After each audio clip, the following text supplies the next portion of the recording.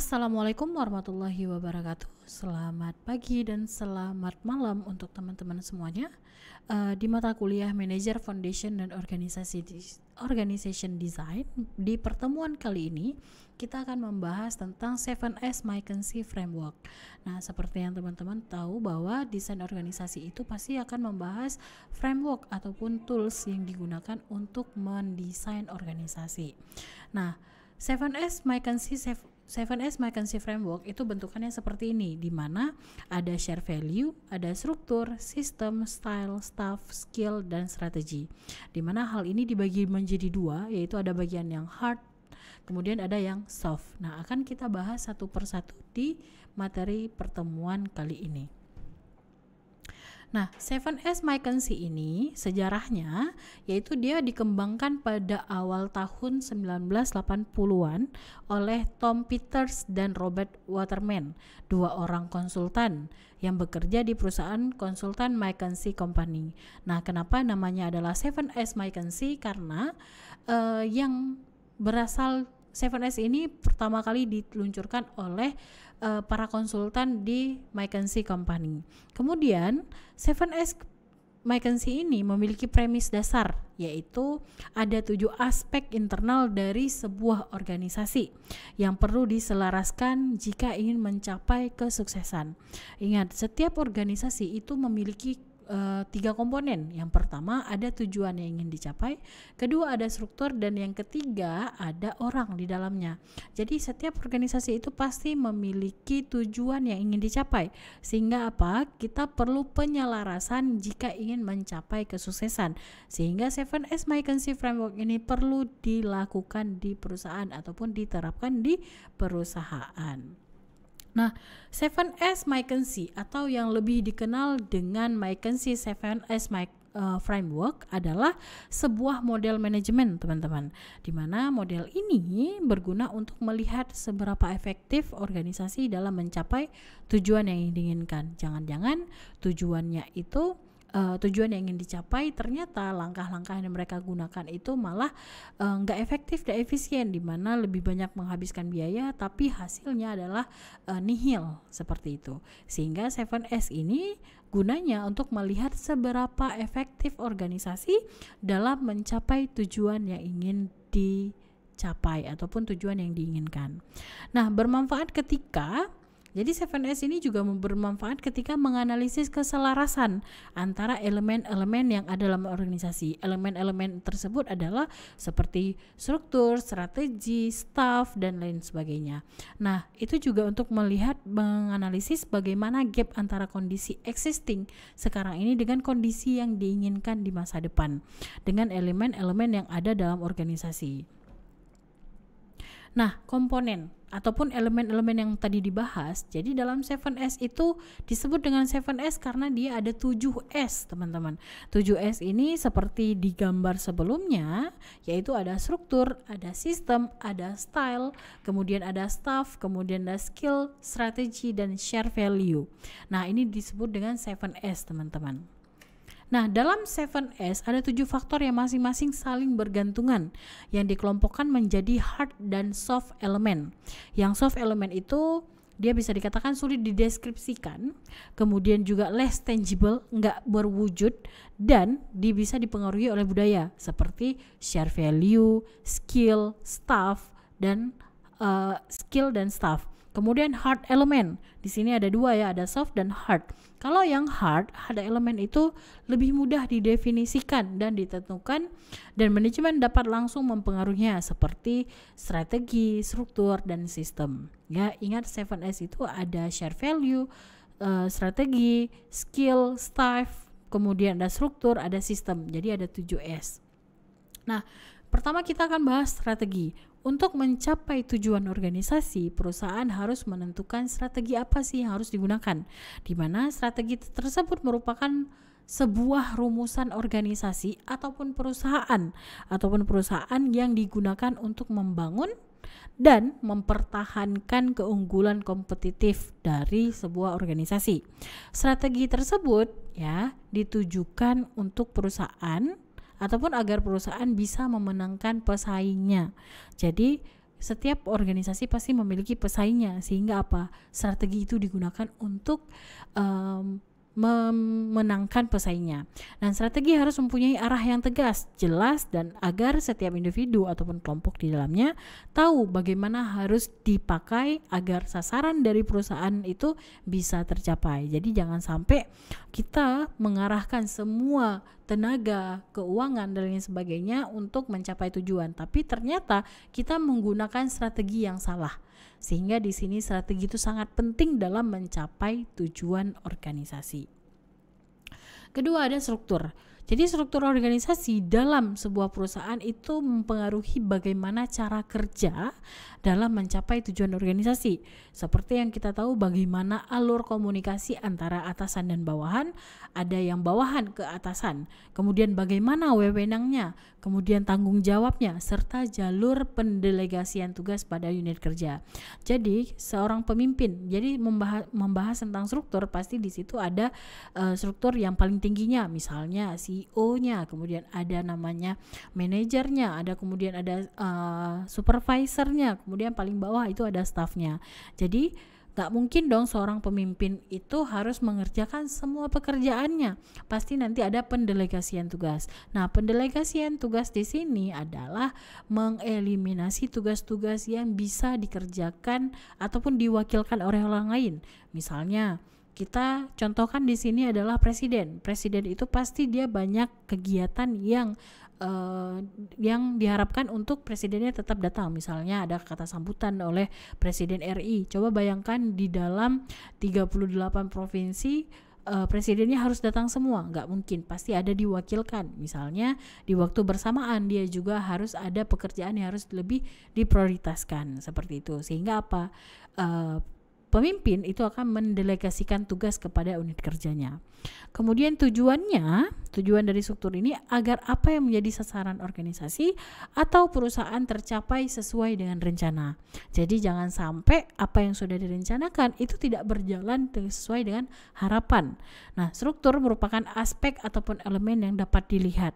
Jelas ya, struktur teman-teman pasti udah pernah melihat struktur organisasi yang bentukannya seperti bagan, ada yang ke samping, ada yang ke bawah, jadi modelnya macam-macam ya teman-teman. Jadi struktur ini merupakan aspek ataupun elemen yang bisa dilihat sehingga lebih mudah untuk mengubah ataupun mengaturnya.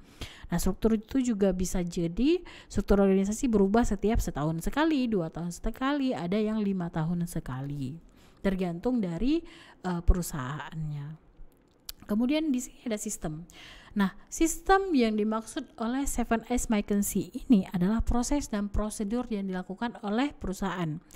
Nah, di mana bagaimana kegiatan operasional harian, kemudian bagaimana cara pembuatan keputusan dalam perusahaan, dan bagaimana mereka fokus utama mereka untuk menjadikan organisasi jika terjadi sebuah perubahan dalam organisasi. Ingat, perubahan itu pasti akan terjadi. Bisa jadi perubahan yang berupa ada perubahan karena geografis, misalnya sering terjadi gempa, sehingga apa? Sehingga perusahaan otomatis harus mempersiapkan kalau seandainya terjadi bencana dan lain sebagainya. Kemudian perubahan teknologi, seperti yang teman-teman tahu bahwa perubahan teknologi itu sangat pesat terjadi sekarang ini. Misalnya teman-teman pernah ketahui lah perusahaan Nokia itu adalah perusahaan yang tidak mau mengikuti perubahan teknologi, sehingga apa?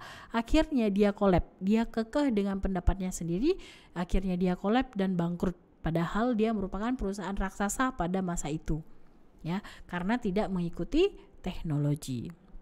Kemudian ada skill, teman-teman. Skill ini adalah kemampuan atau kompetensi yang ada pada karyawan dalam suatu perusahaan sesuai dengan standar yang diharapkan. Itulah disebut dengan skill ataupun keterampilan. Nah, dalam bekerja kita harus memiliki skill ataupun keterampilan.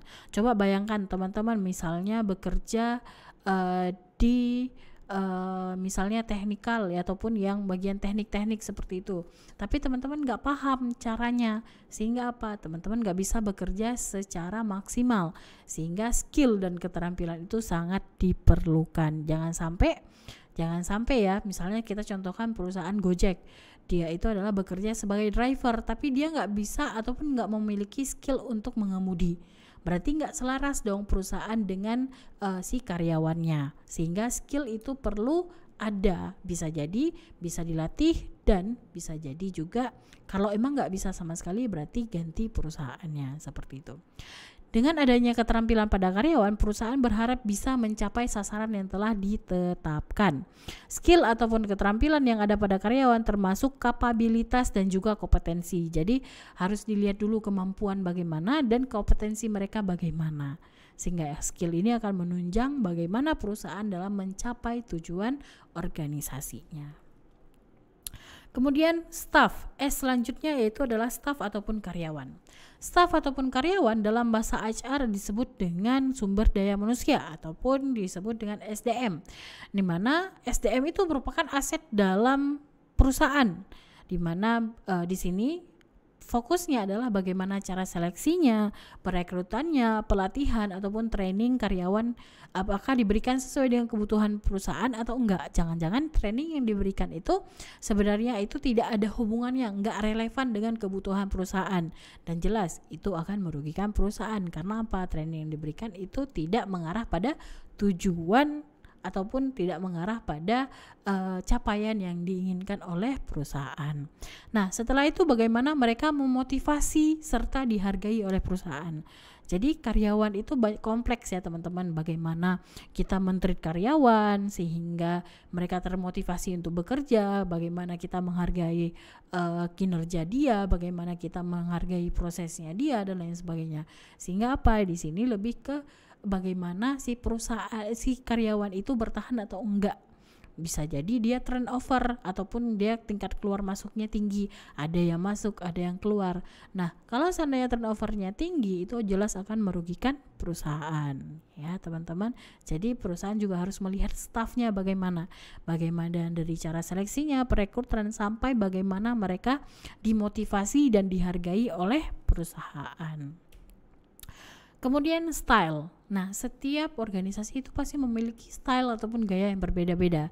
Nah, gaya di sini ditonjolkan yaitu lebih ke top manajemennya ataupun bagaimana jajaran top manajemen memperlakukan karyawannya yang bisa memberikan pengaruh yang cukup banyak pada kemajuan. Jadi lebih ke peran gaya kepemimpinan.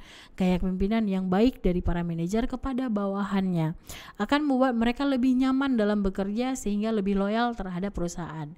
Contohnya seperti ini, ada gaya kepemimpinan yang militer. Mereka itu hanya mau hasil akhirnya aja.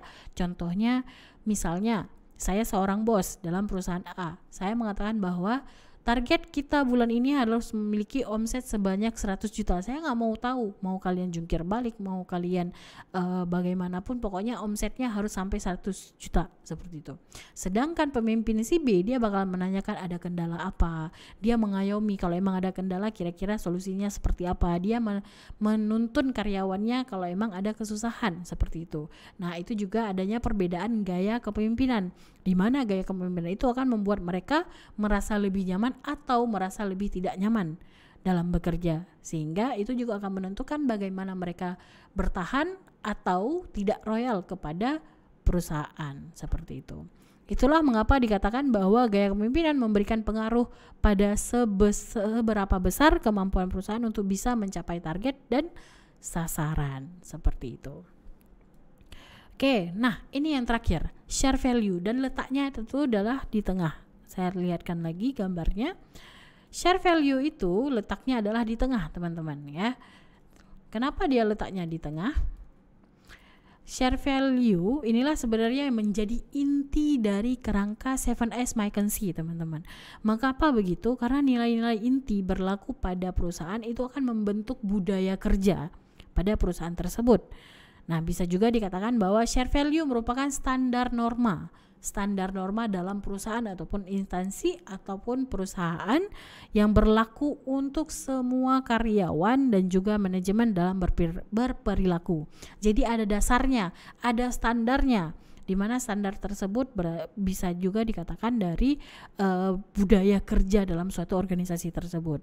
Nah, bagaimana perilaku karyawan dan manajemen dalam sebuah perusahaan untuk mempengaruhi citra atau reputasi dari perusahaan tersebut. Jadi share value ini akan mempengaruhi komponen-komponen yang lain di mana komponen-komponen yang lain itu bisa menunjukkan bagaimana citra dan reputasi dari perusahaan tersebut. Nah, teman-teman, ini adalah ada contoh untuk melihat bagaimana 7S McKinsey dalam perusahaan realnya, itu saya contohkan di sini Gojek. Jadi silakan teman-teman yang tugasnya belum dikumpulkan, silakan dikumpulkan tugas mencari bagaimana 7S McKinsey di perusahaan Gojek, seperti itu. Ya, tugasnya silakan cari semua komponen ataupun aspek dari 7S McKinsey dari perusahaan Gojek, dikumpulkan. Kemarin itu saya berikan waktu paling telat setelah UTS, tapi ada juga yang belum dikumpulkan, seperti itu. Jadi masih berlaku bagi teman-teman yang masih mau mengumpulkan tugas ya. Jadi ingat, saya masih memberikan kesempatan, silahkan dikumpulkan tugas terkait dengan tugas Gojek mencari komponen atau aspek dari 7S McKinsey. Oke, baik teman-teman, cukup di sini materi kita hari ini terkait dengan 7S McKinsey. Silahkan teman-teman, jika ada pertanyaan silahkan ditanyakan di pertemuan online ataupun offline di kelas.